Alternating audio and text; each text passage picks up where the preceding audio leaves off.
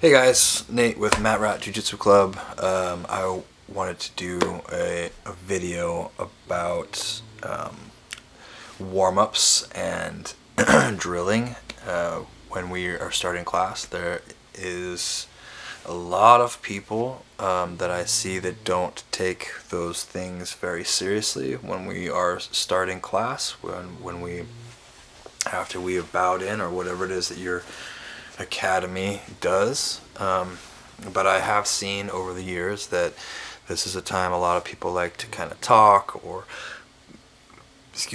when we are starting to do our mat movements, when we're doing like like shrimps or hip escapes down the mats, or front rolls, back rolls, Granby rolls, whatever it may be.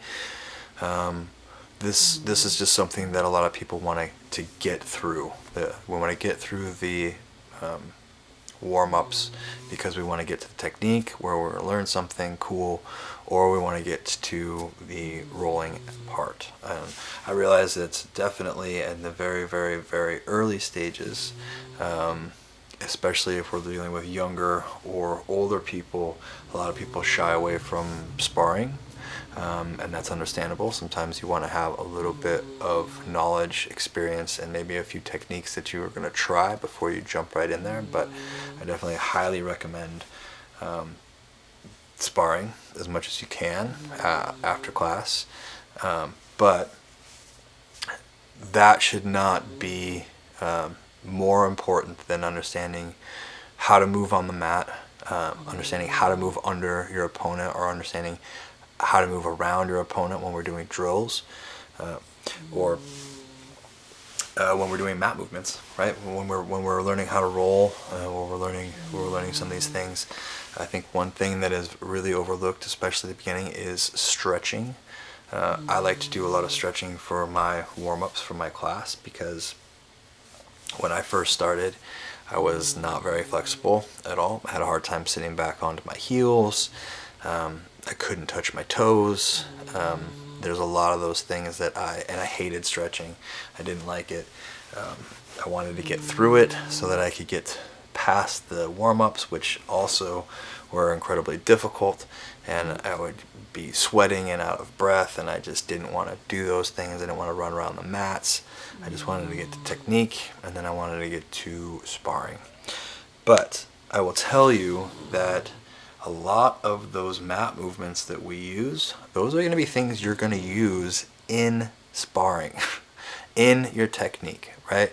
When we learn how to shrimp, when we learn what we call the hip escape, that's how you're going to escape from somebody's mount or side control. You're going to use those movements. And so if you're not paying attention, or you don't really care, you're just trying to get through it, you just want that time to end, and you're not paying attention to how you're lifting your hips, or how you're turning to your side, or how you're scooting your hips back out, and you're just trying to make the movements as fast as possible and get it done as fast as possible.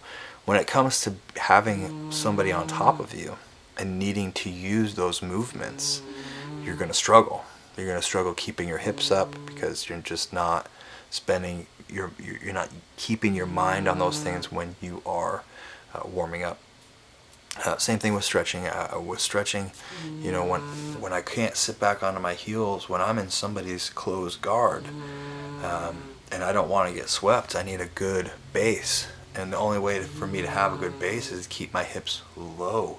And if I can't bend my knees to that position, and I'm forced to stand up to my knees, I'm gonna really make my base really easy to sweep. Okay, so we need to be thinking about these things too, right? Stretching is also very good for making sure that injuries don't happen. They're going to help you a lot when you are in guard, making sure that your hips are flexible, making sure your knees can do this and that stuff. And so those are going to be great things to concentrate on when we're warming up. If you are struggling with doing those things already, and that's why you don't want to do them, I would recommend doing some stuff at home. I am going to do a stretching video later on, but right now, some concepts that you can work with is, if you're at home and you're watching TV with your family, your girlfriend, your kids, and your wife, or if you're living by yourself and you're just hanging out, instead of sitting on the couch, slide down to the floor and stretch out. Try to touch your toes. Bend over from the waist, try to touch your toes, try to sit back on those heels, maybe try to flex those ankles a little bit. And you don't have to spend hours and hours doing these things. You don't have to do yoga and breathing, although I highly recommend doing those things eventually. Yoga has helped my practice quite a bit in breathing and in flexibility and in strength. But when we're first starting, really what I want you to get to is a place that you feel comfortable in your flexibility. So you can sit onto your heels, right? That you can get into some of these positions, that you can move your hips up, that I can do a bridge and hold a bridge, right? All of these things are very important. Same thing when we're doing mat movements and we're doing front rolls or back rolls or Granbys. These are movements you're going to make when you're on the mat, right? These are very important things to learn and learn well. And the way you get better at them is by doing them a lot. So if you're not really paying attention and you're just trying to get through it real fast and you don't see why we're doing any of these things, that is not going to help you. You need to try to keep in your mind what you're doing. When I'm doing back rolls, I want to try to keep my elbows in. You might not be able to do it at first. You might have to bring your arms out, rolling over your back, right? Maybe not rolling directly over your head. We're learning how to roll over your shoulder. Those are important things when you're rolling with people and you need to escape an omoplata and you need to roll over the top. I want to roll over my shoulder, right? I want to get out of that position.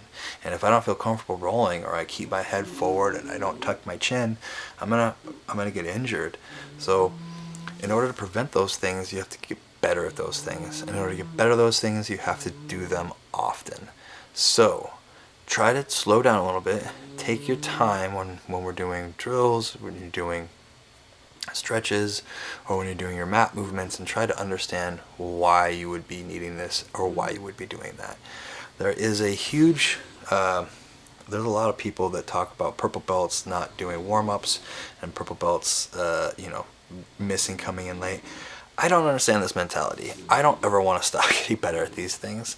So I hope that you would adopt those things too, which is, once I understand that doing hip movements across the mats are going to help my hip escapes, well then I want to be as good at those as I possibly can be. So when those times come up, when I'm doing those, I'm really paying attention to where my hips are at, trying to keep my hips up the entire time. I don't want to drop my hips. I want strong hips. I want to make sure that I'm getting my hips out. When I'm shooting my legs out, I'm shooting my hips back. I want to make sure that I can get back to a guard, and then I want to work on those skills as well. So I hope that this I don't know if you can hear that, but that is my my English bulldog, my old English bulldog, snoring on my bed right now. She loves to do that.